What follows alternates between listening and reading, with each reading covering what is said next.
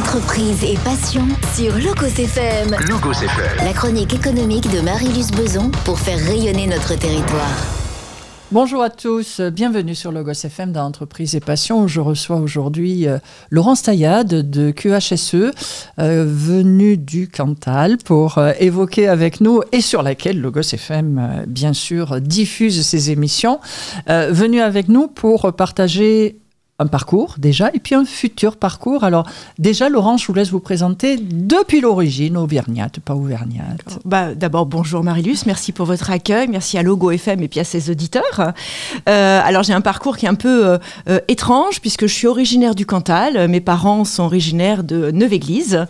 Je suis née en Île-de-France, j'ai fait les 45 premières années de ma vie en Île-de-France, j'y ai fait ma carrière, mes enfants, un premier mariage et puis il y a deux choses concomitantes qui sont arrivées dans ma vie. En 2017, j'ai rencontré celui qui aujourd'hui est mon époux à Argenteuil, puisque j'étais présidente d'une association qui défendait la laïcité qu'il avait rejointe.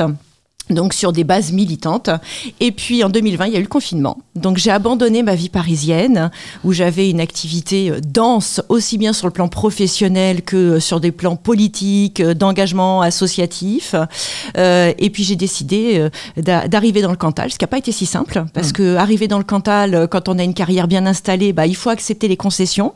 Mais l'amour pour mon mari et l'amour pour ce territoire qui a toujours été mon territoire de cœur, même si je me faisais traiter de bouseuse quand j'étais en région parisienne, ont fait que j'ai souhaité y rester.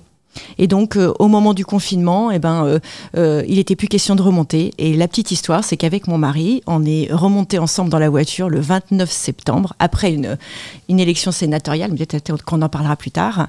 Le 29 septembre, on était tous les deux dans la voiture. Et puis, au bout d'une heure de route, mon mari m'a dit « Mais qu'est-ce qu'on fait de l'appartement à Paris ?» Et donc, je lui ai dit « On le rend ». Et 3 jours plus tard, on redescendait, on avait vidé nos armoires, parce que les meubles, c'était compliqué, mais on avait vidé nos armoires. Et 2 mois plus tard, l'appartement était totalement vide, mais moi, j'y ai jamais remis les pieds après. Et vous êtes installée ?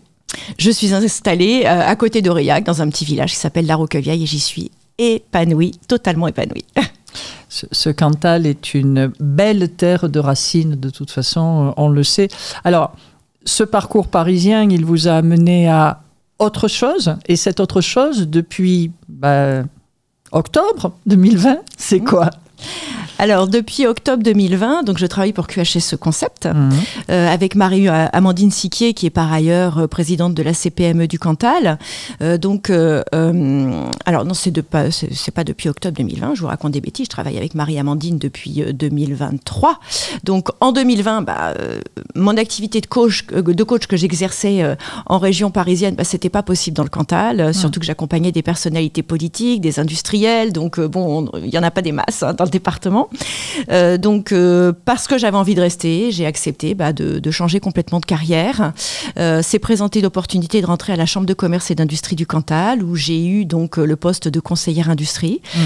C'est comme ça d'ailleurs que j'ai rencontré Marie-Amandine Siquier, qui était élue à la CCI du Cantal. Je l'ai accompagnée pendant 1 an sur un projet de déploiement d'une solution d'intelligence artificielle. Et puis, à un moment, s'est présentée l'opportunité de rentrer de plein pied dans l'entreprise, justement pour mettre en place ce projet, pour déployer son entreprise qui avait vraiment besoin de développement. Et donc, j'y suis rentrée en septembre 2023. Alors, on va aller directement dans le cœur du sujet, parce qu'on évoquera tout à l'heure la suite de ce parcours. Ça y est, maintenant vous êtes une cantalienne convaincue, donc il n'est plus question d'en partir et vous êtes en train de tracer un autre parcours de vie. Mais vous aviez quand même à cœur de venir expliquer QHSE, de venir expliquer ce projet assez extraordinaire, assez innovant. Donc, qu'en est-il ? Alors, QHSE Concept, c'est une entreprise qui date pas d'hier. Elle a plus de 17 ans d'existence. Et même le parcours et l'histoire me parlent sur le plan des valeurs. C'est pour ça que j'ai rejoint Marie-Amandine. Marie-Amandine, à la base, faisait des contrôles d'hygiène chez des artisans du Cantal qui se retrouvaient régulièrement retoqués parce qu'ils ne savaient pas respecter la règle réglementation. Et à un moment, elle s'est dit, j'en ai marre de taper sur la tête des gens, j'ai envie de les aider. Et donc, de ce constat, elle a créé son entreprise, donc au début toute seule, puis avec 1, 2, 3 et aujourd'hui 25 personnes.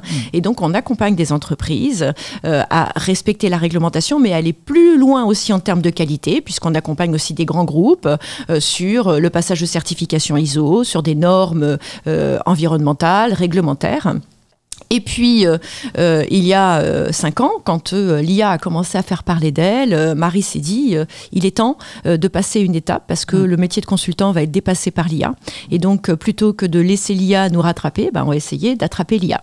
Et donc, elle a eu cette idée où elle était au début toute seule, et puis elle a fini par regrouper des compétences autour d'elle pour pouvoir justement déployer une solution de veille réglementaire, d'audit réglementaire, mais aussi un assistant qui répond à toutes les questions.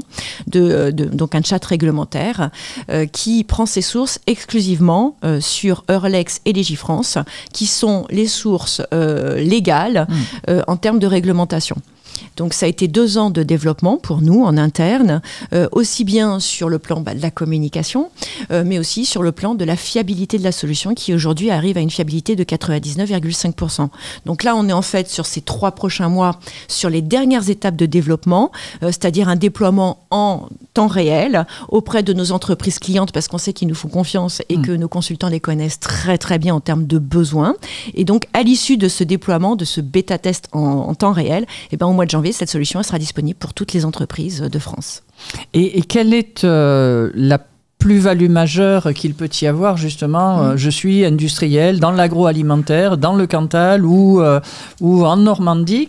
Qu'est-ce que ça va concrètement m'apporter ? Eh bien en fait, aujourd'hui, beaucoup d'entreprises ne connaissent pas leur cadre réglementaire, c'est-à-dire les lois qui réglementent leurs obligations légales.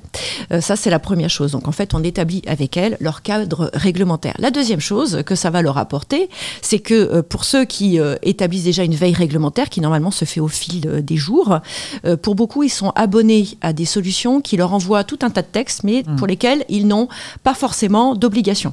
Donc ça, déjà, ça va leur être retiré. Ils vont le décrypter, quoi. Ça exactement. Et en fait, nous, notre solution, elle va leur permettre de ne recevoir tous les jours qu'une veille réglementaire, donc, puisque tous les jours, on va trier 100 000 textes, une veille réglementaire qui ne les concerne que eux.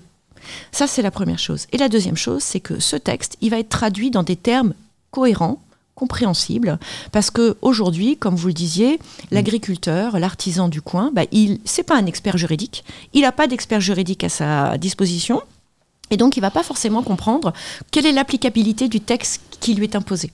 Et donc on va en plus, derrière, l'accompagner sur l'applicabilité du texte et lui permettre, le jour où il a un audit, de sortir l'ensemble de la veille réglementaire à laquelle il est obligé et de démontrer qu'en fait, il est à jour de tout.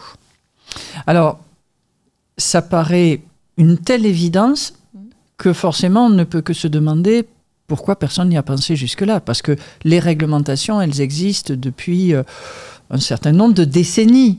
Quand même. Et puis elles sont nombreuses. Elles sont nombreuses et de plus en plus nombreuses. Voilà, puisqu'on a des parlementaires très prolifiques au niveau européen aussi. Également, bien sûr. Et du coup, effectivement, ces réglementations sont de plus en plus nombreuses. Alors, il existe des entreprises qui aujourd'hui proposent de la veille réglementaire, mais nous, la nouveauté, c'est qu'elle est assistée par intelligence artificielle.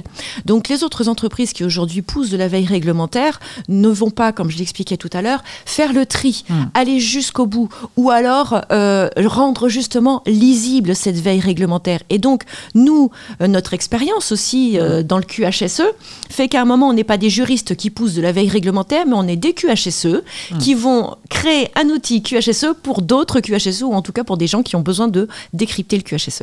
C'est-à-dire que vous ciblez en fonction de chaque besoin d'entreprise, mais surtout vous traduisez en vulgarisant. C'est ça. Exactement, exactement. Le texte n'est plus un texte de juriste, mais devient un texte tout à fait compréhensible et du coup permet à l'entreprise de l'appliquer de façon simple. En fait, on rend la loi transparente et on aime bien le dire. On trouve qu'un monde plus simple, c'est un monde plus sûr. Et ces bêta-testeurs qui ont été à vos côtés, comment est-ce que vous les avez sélectionnés, convaincus comment est-ce que vous avez affiné cette démarche ? Alors, dans un premier temps, on a été, puisque ça fait 1 an que certaines de nos entreprises sont en test avec nous, ce sont des entreprises qui nous sont fidèles, dans lesquelles nos consultants sont des QHSE externalisés. Donc en fait, ils sont au quotidien et ce sont eux qui utilisent la solution en binôme avec les chefs d'entreprise. Là, on est passé à la vitesse supérieure, c'est-à-dire que nos clients, tous nos clients, ont reçu une invitation leur permettant de tester la solution gratuitement pendant 90 jours contre une remontée d'informations sur la solution en elle-même, sur sa fluidité, les réponses qui sont données, sur les évolutions aussi, parce qu'en fait, notre objectif, c'est aussi d'en faire une communauté dans laquelle on va décider ensemble, conjointement, des évolutions prioritaires de la solution dans les années et les mois à venir. Et qu'est-ce qu'ils ont fait remonter, sans évoquer de secret de fabrication, bien évidemment, mais quels sont les points sur lesquels ils vous ont interpellé ? L'urgence, par exemple, d'un véritable audit, parce que ça permet de préparer les audits. Un audit, ça prend des semaines à préparer. Oui. Ça coûte très, très cher à une entreprise. Et donc, c'est par exemple l'urgence de mettre en place des audits. Et ça, c'est quelque chose qui arrivera dans les prochains mois. Laurence, on vient de parler de ce beau parcours qui est le vôtre depuis 2020 quand même, depuis ce retour en terre auvergnate, après un long passage parisien, puisque c'est 45 ans, nous avez-vous dit. Entreprise QHSE qui vous a accueilli, au sein de laquelle vous avez collaboré de manière très active. QHSE Concept qui est en train de déployer un nouveau produit d'accompagnement au-delà du contrôle d'hygiène, mais vraiment dans l'application du respect de la réglementation avec des retours, avec cette veille réglementaire ciblée et puis cette traduction, cette vulgarisation qu'il y a au travers du produit. Mais maintenant, il y a encore un nouveau projet pour vous en terre cantalienne. Alors, on va en parler maintenant. Racontez-nous ce qui va se passer dans les prochaines semaines. C'est vraiment du sous peu. C'est du sous peu, oui, puisque j'ai eu la surprise d'être contactée par les personnes qui vont exploiter le château de Salles, donc à Vézac, qui est un château mythique du XVe siècle, qui a été un haut lieu de festivités. C'est un beau château avec une quarantaine de chambres, des salles de réception de plus de 300 mètres carrés. Voilà, c'est un lieu extraordinaire, prestigieux, dans lequel j'avais plaisir à aller avant malheureusement que l'exploitant précédent ne ferme. Et puis contacté début septembre par les repreneurs qui m'ont proposé donc la direction de ce château. Donc, à regret, je quitte mes collègues de QHSE Concept, mais ce n'est qu'une distance physique, puisque le château n'est pas très très loin du siège social de QHSE Concept, et que Marie-Amandine Siquier m'accompagne complètement dans ce projet. Et là, je tiens vraiment à l'en remercier. En tant que présidente de la CPME, elle accompagne ce projet tout simplement parce que c'est un projet d'envergure pour le département, puisque le château de Salles, c'est un endroit qui a accueilli énormément de festivités, les vœux de la CPME, les vœux économiques du département, qui a accueilli de nombreuses entreprises pour leurs séminaires. Et donc, l'objectif de cette reprise, c'est évidemment non seulement de faire perdurer cet aspect-là du château, mais c'est aussi d'être beaucoup plus ambitieux à l'avenir. C'est de faire vivre pleinement la roseraie, qui est l'extension qui a été faite il y a quelques années par Christian Verbré et qui accueillait l'école Paul Bocuse, la seule à part celle de Lyon. Et donc l'objectif, c'est de faire vivre pleinement cette salle de réception, mais c'est aussi de reprendre les mariages. Et je vous l'annonce en exclusivité, puisque je l'ai appris hier. J'adore les scoops. Voilà. Le 31 décembre, nous organiserons une soirée cabaret, une soirée donc de réveillon avec feu d'artifice, avec des artistes. C'est quelque chose qui ne s'est jamais vu dans le Cantal, peut-être très rarement en Auvergne. Et en fait, nous allons relever ce défi d'offrir un réveillon magique du Nouvel An aux Cantaliens, au département limitrophe, et j'ai bien l'intention de faire venir des personnes de partout ailleurs. Écoutez, ce sera un grand bonheur de vous retrouver dans quelques mois sur l'antenne de Logos pour nous en parler avec brio. Alors, comment est-ce qu'on relance un endroit comme celui-là, qui est, je suppose, un endroit qui demande énormément d'entretien, qui demande énormément de personnel, qui est fermé depuis combien de temps ? Depuis le mois de mars. Depuis le mois de mars. Donc, comment on relance la machine ? Parce que c'est un vrai bateau, ça. Hein ? C'est un gros bateau. Donc, il y a plusieurs aspects. D'abord, depuis le mois de septembre, il y a eu des appels de fonds à des actionnaires qui se sont constitués. Donc, il y a quasiment 1,5 million d'appels de fonds. Et de l'autre côté, ce sont les banques qui vont financer le reste. Donc, on a 500 000 € de travaux qui vont être faits tout de suite, là, jusqu'au mois de mars, avec une première tranche qui va rénover le restaurant pour une ouverture en janvier. Et ensuite, une seconde tranche qui va totalement restaurer les chambres, puisque l'objectif, c'est aussi de répondre aux remarques Booking, qui étaient plutôt néfastes à la réputation de l'hôtel. Donc, c'est de vraiment restaurer l'image de l'hôtel. D'en faire un vrai lieu d'accueil avec une nouvelle image, beaucoup plus ambiance familiale, maison de famille. Et donc ça, c'est la remise en beauté du château. La remise en route, elle va se faire dès le mois de novembre, dès ma prise de fonction, avec la reprise des brunchs, puisque c'était aussi l'image du château. Tous les dimanches matins, il y avait un brunch mythique dans lequel se pressait tout le département du Cantal. Eh bien, les Cantaliens vont pouvoir se rassurer, le brunch va reprendre dès le 17 novembre. Il n'aura pas lieu encore au château, puisqu'on va le laisser se faire une beauté, et tant mieux, parce que comme ça, la surprise sera encore plus importante. Et donc, ils auront lieu à la Roseraie, qui est équipée d'une magnifique cuisine. Et donc, les brunchs auront lieu à nouveau, dès le 17 novembre. Et une équipe qui a été renouvelée, qui a été reprise. Oui, alors l'équipe, il y a une partie de l'équipe sortante, on va dire, qui a été recontactée avec des propositions d'embauche. Moi, je serai la nouveauté, on va dire. Après, tout le monde n'est pas nécessairement disponible ou n'a pas envie de revenir au château, mais l'envie, c'est plutôt fait ressentir. Et donc, ça, c'est encore dans les semaines et les mois à venir qu'on va pouvoir terminer de constituer l'équipe, puisque tant que je ne suis pas arrivée, évidemment, c'est important, c'est important que je puisse aussi avoir mon regard sur cette constitution d'équipe. Avec une volonté également de notification, de positionnement d'étoiles. Quelle est l'attente qu'il y a autour? Tout à fait, parce qu'il y avait un positionnement 4 étoiles qui était, à mon sens en tout cas, une erreur stratégique, puisque ça ne correspondait pas suffisamment en tout cas aux attentes de consommateurs de 4 étoiles. Donc l'idée a été plutôt de se repositionner sur un 3 étoiles plus, plutôt que de prétendre à un 4 étoiles moins. Mais avec une volonté d'aller vers quelque chose de très qualitatif. Oui, c'est ça, exactement, puisque la restauration des chambres va aller justement dans ce sens où on repense totalement les salles de bain, les chambres, la décoration qui sera beaucoup plus épurée pour correspondre justement aussi à des attentes du moment.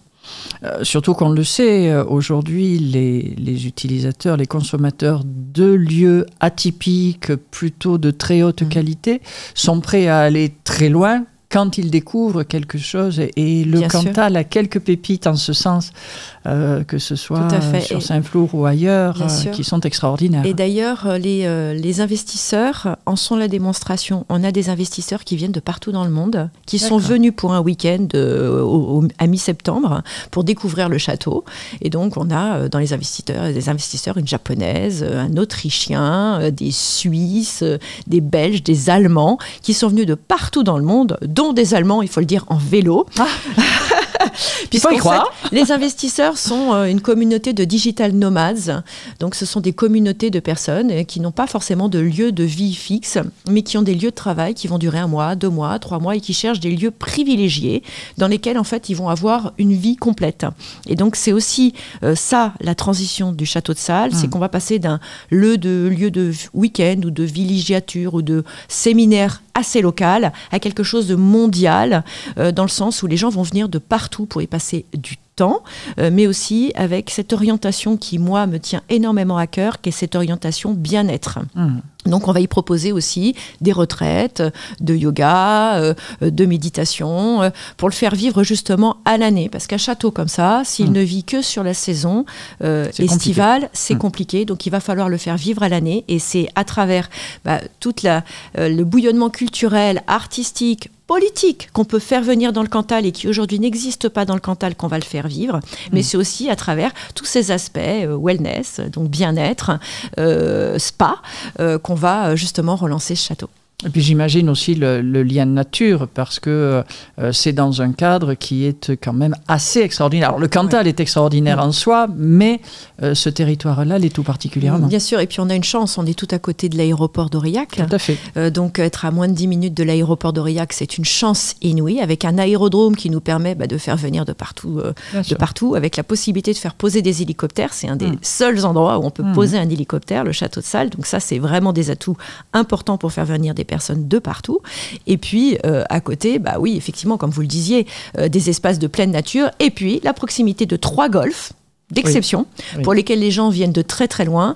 Et je vous l'annonce aussi, on a déjà signé un partenariat avec le golfe de Vézac, ce qui était logique puisqu'il est au pied du château. Mais dans les projets qui sont dans les cartons, il y a l'objectif de faire venir des gens pour un parcours golf. Ils viennent une semaine et ils font les 3 golfs de la Haute-Auvergne. Et une ambition culinaire également ? Évidemment. Évidemment, on est en train de discuter avec plusieurs chefs dans l'objectif d'avoir un mélange bistronomique, gastronomique, peut-être bistronomique le midi, gastronomique le soir. On est encore en réflexion là-dessus. Mais évidemment, quand on vient dans un château, on s'attend à une cuisine d'exception. Oui. Et donc, la cuisine va être évidemment centrale puisque on ne sera pas juste une cuisine pour l'hôtel, mais on sera bien une cuisine pour le Cantal. Et est-ce que ce sera dès le 31 décembre qu'il y aura cette première découverte culinaire ? Oui, le 31 décembre, on prévoit vraiment un menu d'exception en 5 temps. Donc, ce qu'on attend que dans de très, très grands restaurants. Et je peux vous garantir que le menu va être exceptionnel.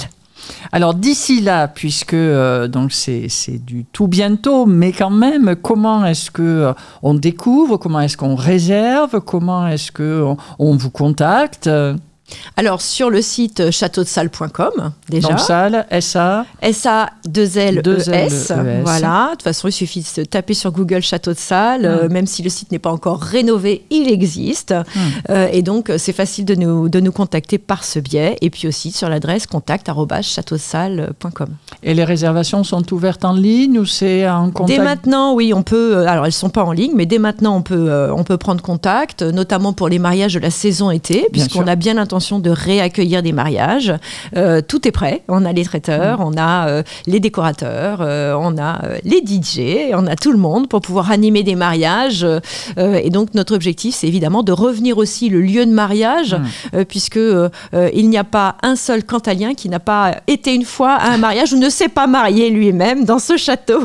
Avec un parc, j'imagine, qui doit être assez exceptionnel aussi. C'est 8 hectares de parc exceptionnel avec des arbres plusieurs fois centenaires. Oui, c'est vraiment l'endroit idéal pour se marier. Puis une vue extraordinaire à 360 degrés. Eh bien, écoutez, je ne peux que vous inciter à aller découvrir ce château de Salles à Vézac, d'aller y passer votre réveillon, d'aller y passer un moment festif, d'aller y passer un séminaire d'entreprise aussi, parce que c'est un très bel endroit en ce sens.